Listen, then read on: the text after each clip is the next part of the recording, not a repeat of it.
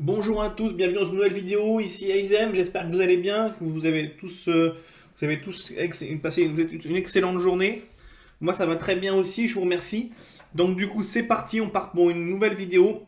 On va présenter 3 decks aujourd'hui, pas un seul, 3 decks, parce qu'en fait je trouvais que c'était intéressant de présenter 3 decks, mais de la même classe, c'est-à-dire qu'ils sont ils sont de la même classe, et donc ils sont très forts, c'était leur caractéristique, c'est que ces 3 decks-là sont très forts. Ils sont, voilà, c'est 3 decks d'une même classe qui sont très forts, et c'est plutôt rare, parce que généralement, dans une classe, on va trouver un deck plutôt fort, qui est jouable dans une classe, parfois deux, mais c'est plus rare, on en trouve généralement pas beaucoup, on en trouve très rarement trois.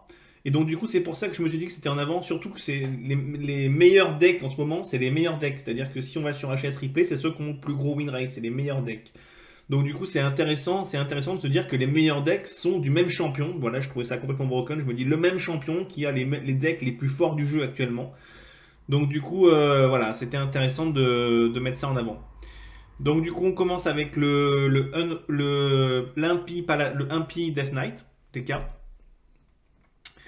Donc du coup, je vais vous montrer rapidement la decklist. On va pas, comme on a beaucoup, je vous mets en lien en description la decklist si vous voulez la voir. C'est une decklist assez classique de ce qu'on peut trouver en fait sur internet. Je l'ai pas trop changé. Je la trouvais plutôt bonne comme ça. Il y a des œufs.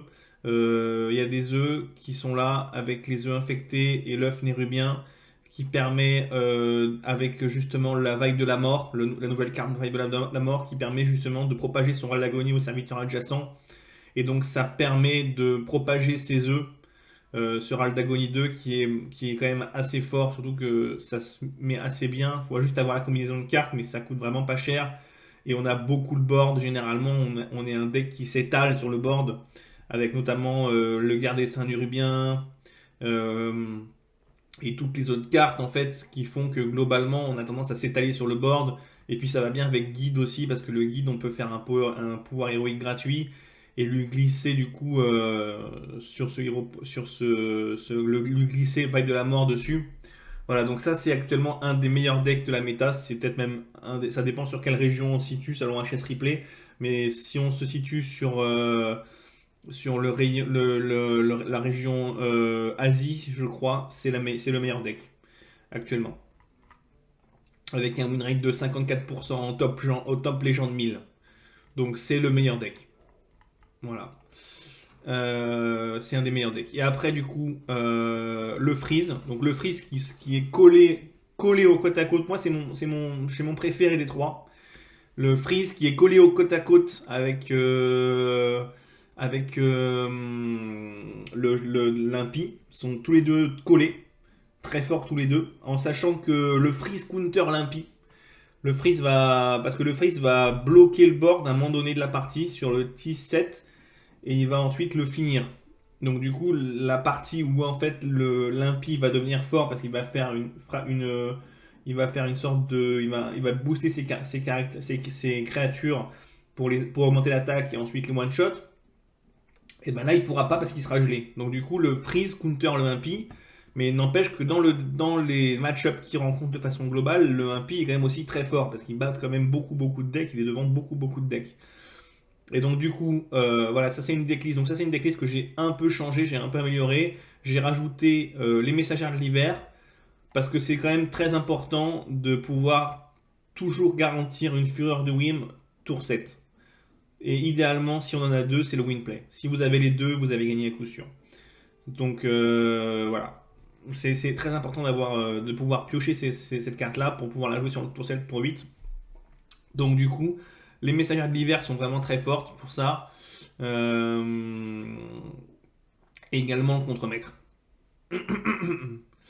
Voilà, ce sera tout pour ce deck-là. Et ensuite, le mastodonte, le big, le giant, le big tank. Et donc lui, donc ça c'est une liste que j'ai fait moi-même, que je me suis... Bon, évidemment, on a tous à peu près globalement les mêmes listes. Mais c'est une liste inspirée, voilà, inspirée de ce que j'aime, de ce que je pense que ce deck vaut. du coup, voilà. Alors, moi, je mets des petites cartes comme ça, frappe cœur, parce que justement, je trouve que dans les petits decks, c'est sympa d'avoir ce genre de petite gestion. Pardon, ça me sympa d'avoir cette petite gestion dans le genre de petit deck. Et donc, du coup, c'est intéressant. Voilà, c'est intéressant d'avoir ce genre de truc. Donc, on a un Astalor, hein, bien sûr, dans l'objectif de finir la game. Un Fleplouf, photographe pour les contrôles, pour pouvoir avoir encore plus de value, encore plus de value. ETC, une petite vipère pour justement contrer les decks pirates. Une Zola Gorgogne pour éventuellement doubler une carte de notre choix, rajouter une carte de notre choix. Et les cavaliers, si vraiment on veut OTK l'adversaire avec les cavaliers. Et donc du coup, on peut doubler, par exemple, si on veut doubler Alexandros Morgan, ça peut être très fort de doubler. Comme ça, on inflige 6 points de dégâts par tour au lieu de 3. Et là, généralement, l'adversaire, c'est très compliqué pour lui de finir. Voilà. Ok. Bon, ben, je vous propose de commencer par le gros tank c'est mort, le décassant. Donc on commence par le décassant. Ils n'ont pas eu de problème de rotation comme les autres decks. Et donc du coup, ils ont vraiment des très bonnes cartes. Et en fait, nous, les autres decks, on a rotate. Et donc du coup, on a perdu des cartes. On a perdu des très bonnes cartes. Ce qui fait qu'en fait, du coup, ce deck-là, qui était très fort dans la méta ancienne, reste du coup très fort aujourd'hui et dépasse en fait les autres parce que justement il a des cartes qui sont plus fortes. Mais donc du coup peut-être que ça s'équilibrera avec le temps. Mais voilà, il a des cartes beaucoup plus fortes de façon générale sur le truc. Donc là on est contre Paladin. Donc Paladin, il faut savoir que Paladin c'est aussi très fort.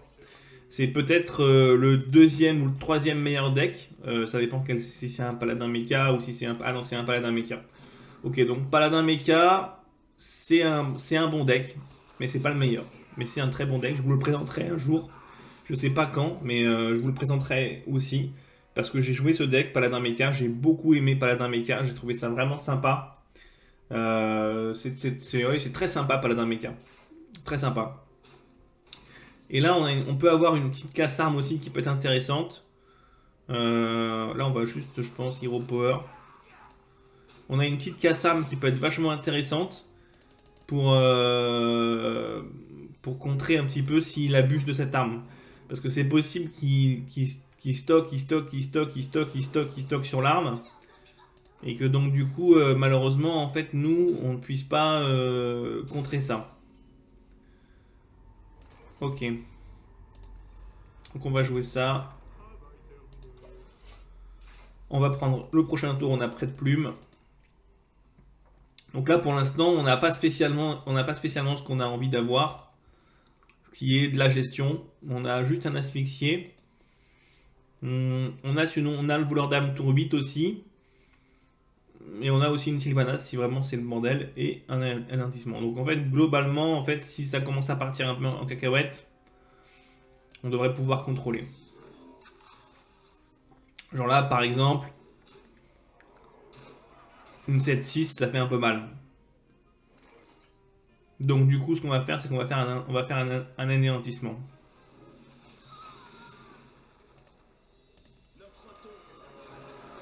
Et on fera pas presse-plume.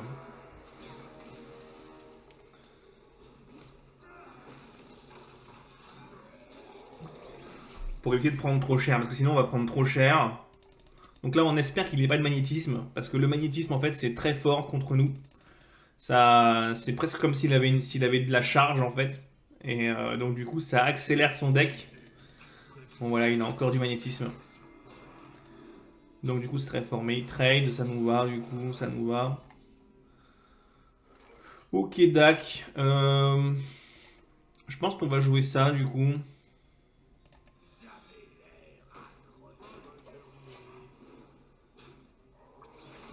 Histoire de se remonter un peu en PV.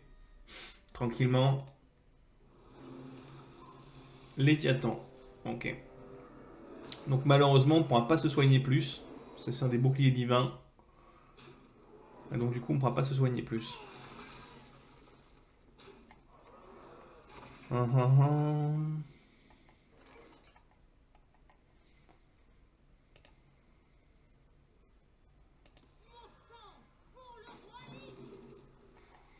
Ok, explosion morbide.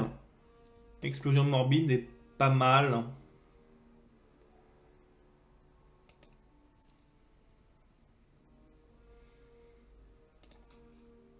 J'aime bien explosion morbide ici. Après, je pourrais, machin, tout ça. Mais je pense que l'explosion morbide est un poil mieux. Ça trade tout.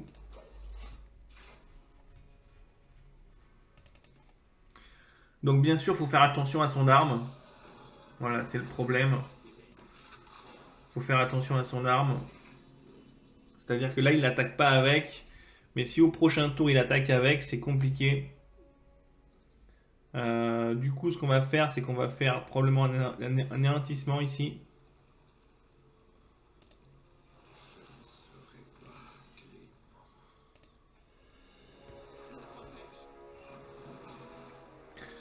Voilà, voilà.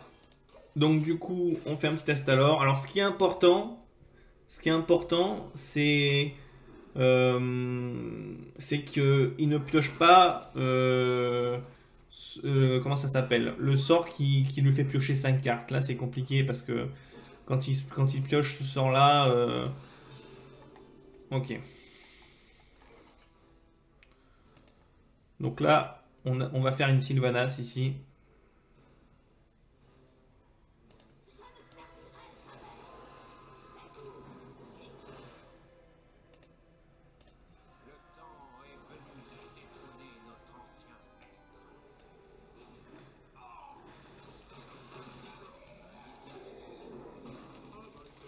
Ok, il a pas l'air de l'avoir dans la main. Donc là, la Sylvanas va peut-être nous faire gagner. Ah si, ça y est, il l'a pioché. Ok.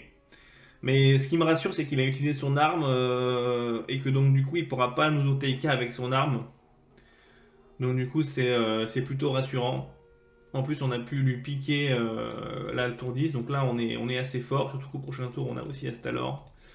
Donc globalement, là, c'est à nous de prendre l'ascendant. C'est à nous maintenant d'essayer de nous battre. Tout en, bien sûr, en essayant de maintenir le contrôle du board.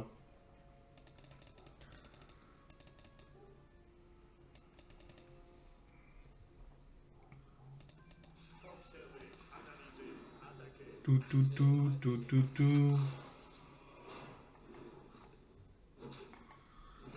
Ok.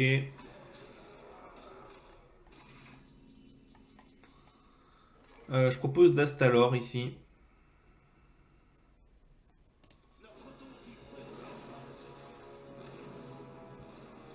Je propose d'Astalor et de regarder ce qui se passe. Ok. Dans ce cas, puisque c'est ainsi, voilà. Donc c'était une petite démonstration du bloc. Donc voilà, il faut bien contrôler. Il faut bien contrôler donc en début de partie, prendre son temps, pas faire trop vite les AOE, mais il faut les faire quand même parce que des fois on n'a pas le choix. Faire attention, voilà, contrôler petit à petit. Et puis après, quand on a une autre petite fenêtre d'ouverture sur des par exemple une Sylvanas ou sur d'autres ouvertures comme c'est possible d'avoir, il faut pas, il faut les saisir. Après, normalement, ce qui est important de faire, c'est voilà, qu'il n'ait plus de cartes dans la main et d'étouffer quoi. C'est-à-dire que c'est l'objectif de ce genre de deck. Mais c'est pas toujours aussi simple, mais en général, ça se passe assez bien. On va finir par le freeze parce que le freeze c'est mon préféré. Donc du coup on finira par le freeze parce que le freeze c'est vraiment mon préféré. C'est ça qui est scandaleux, c'est que alors peut-être que le décassant perd un peu il s'effrite un peu, mais les deux autres decks sont vraiment vraiment au-dessus de la méta et ils sont vraiment très forts. Ils sont vraiment très très forts. Donc au mulligan on va essayer de garder des tours 2, des tours 3. D'ailleurs ça me fait penser que je n'ai pas mis le tracker. Attendez, je vais le mettre. Ok. Donc du coup, on serait, je sais pas, ça dépend quand on tombe.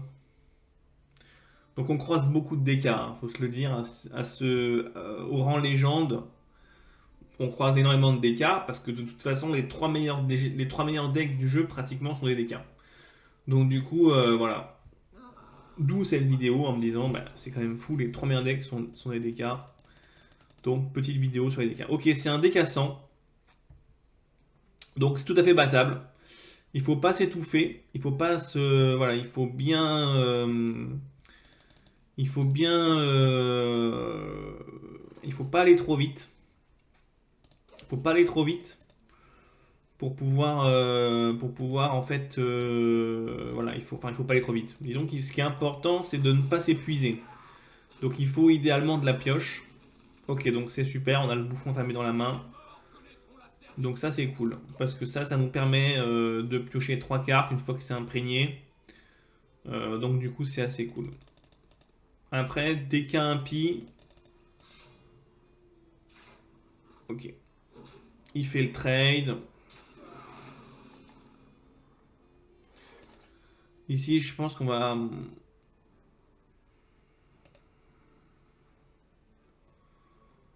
Je pense qu'on peut faire ça quand même.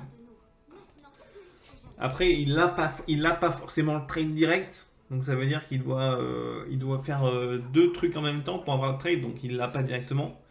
Donc ça veut dire qu'il nous laisse un tour. Donc pendant ce tour, on peut profiter. On peut en profiter. Il l'attaque pas, il la laisse. Ok. Alors là, c'est fou. Euh,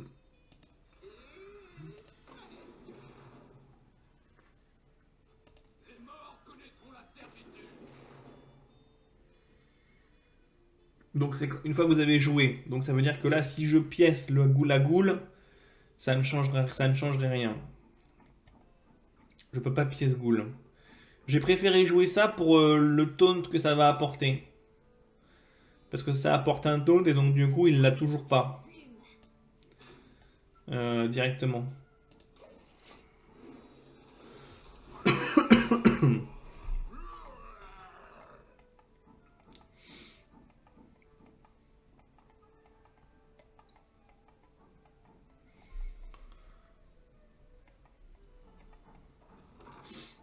Ok.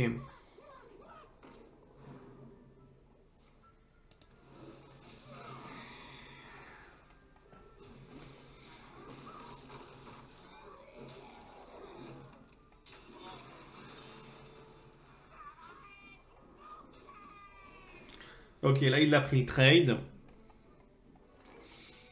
Ici, on a on a un bon chancro.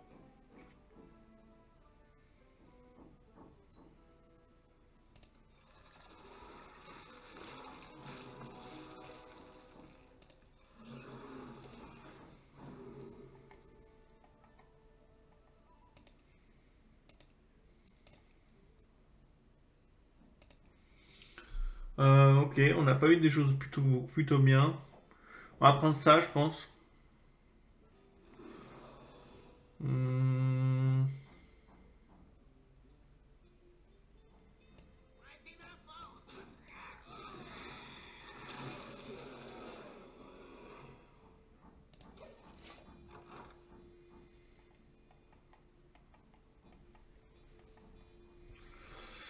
voilou.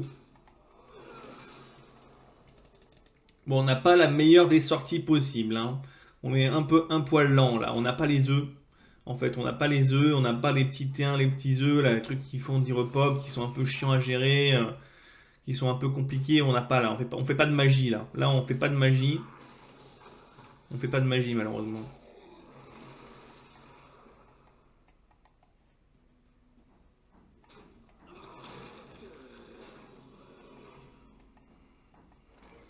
Ok. Donc on a de renouveau ça.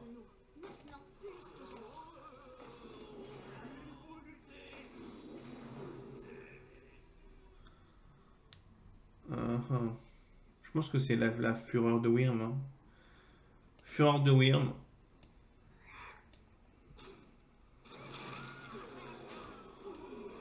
Et ça va face. Ok. Bon, en face, il a plutôt une bonne sortie. Là, on arrive sur le tour 7. Tour 7, tour 8. Ok, d'accord. Intéressant. Donc c'est un tank, enfin c'est un tank mais qui joue vachement aggro quoi. Qui a tendance à jouer très agressif.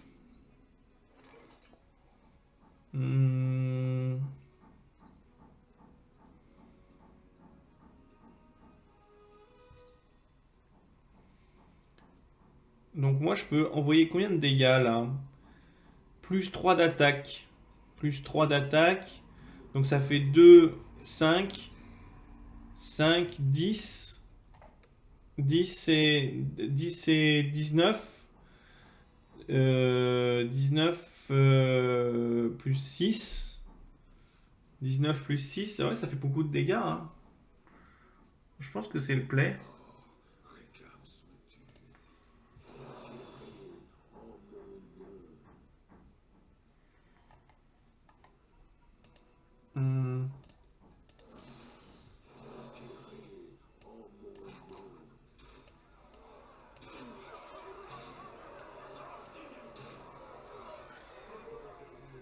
Voilà, on le met à 6.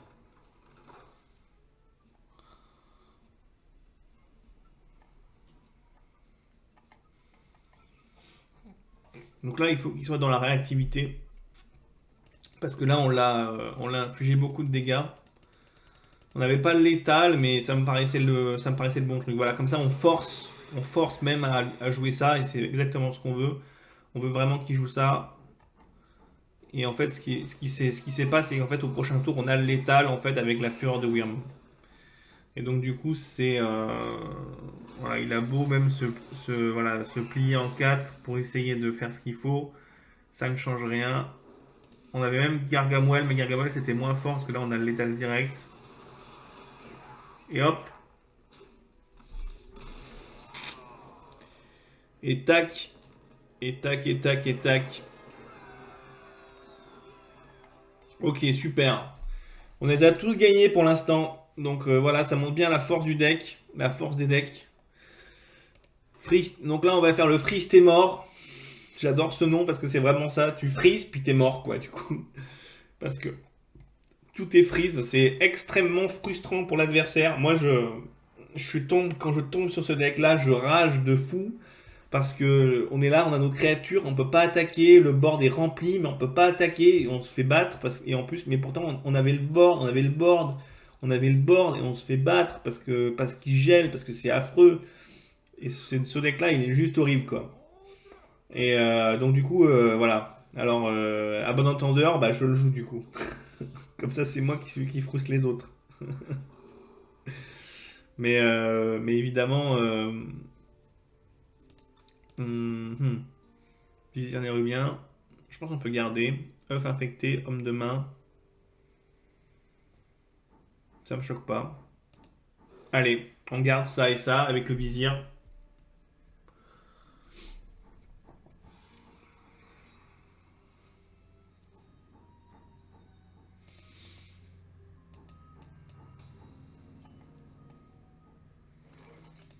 Ok, on s'équipe de l'arme du coup.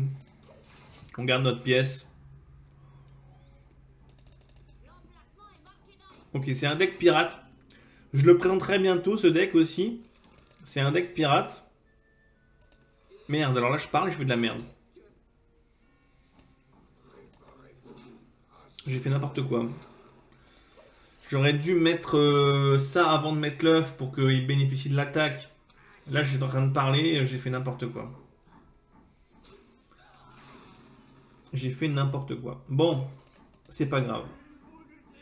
Enfin, c'est chiant, mais... Alors, ça c'est pas mal avec l'œuf. Je pense qu'on va partir sur ça du coup.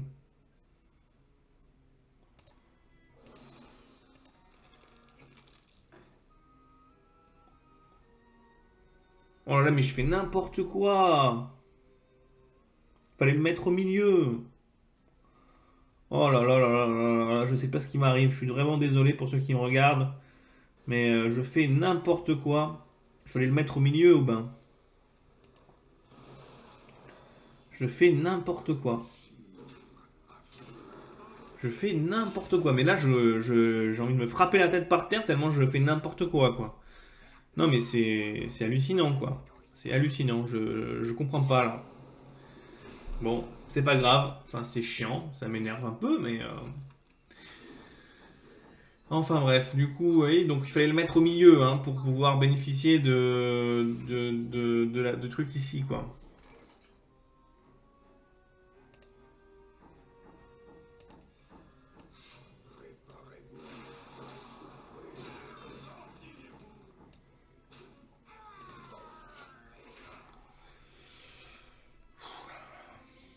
Entre le misplay de ça, bon, celle-là, à mon avis, on va la perdre, hein. Mais bon, clairement, c'est ma faute, hein. Là, j'ai mal joué, hein. J'ai mal joué, j'ai vraiment mal joué. Gros misplay. Très gros misplay.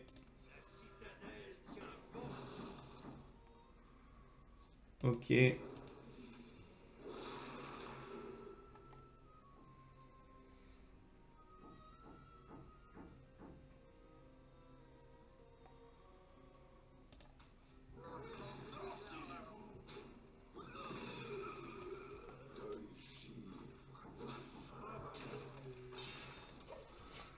Donc on va l'attaquer nous aussi, hein. Le problème c'est qu'on a des œufs mais on n'a rien pour les faire proc. Donc c'est un peu triste. Surtout qu'à la base celui-là c'est pas vraiment un deck off mais bon.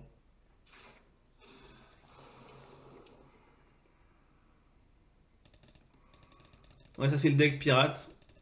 C'est sympa le deck pirate, c'est plutôt... Je l'ai pas essayé encore en fait, je dis c'est sympa mais je l'ai pas essayé. Mais c'est vraiment, c'est tout droit quoi. On fait tout droit, tout droit, tout droit, tout droit et tout droit.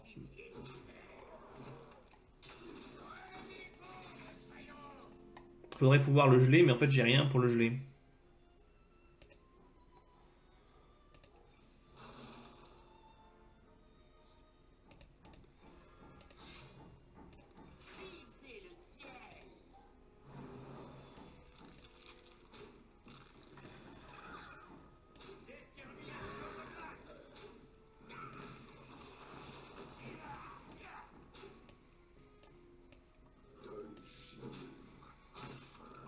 On n'a rien pour le geler en fait. Donc du coup ça va être compliqué. Même si nous tu passes tour-ci.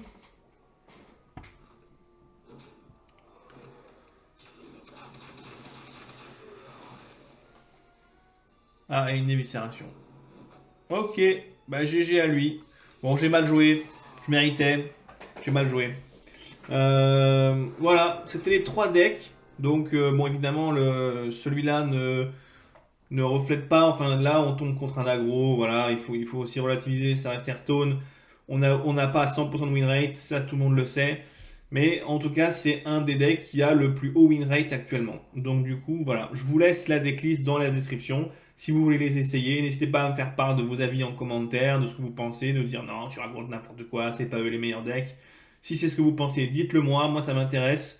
Je voudrais savoir pourquoi, on peut échanger, débattre, tout ça, ça peut être intéressant de construire un truc autour de ça, d'Airstone, tout ça. Voilà, prenez soin de vous. C'était Izem. Peace.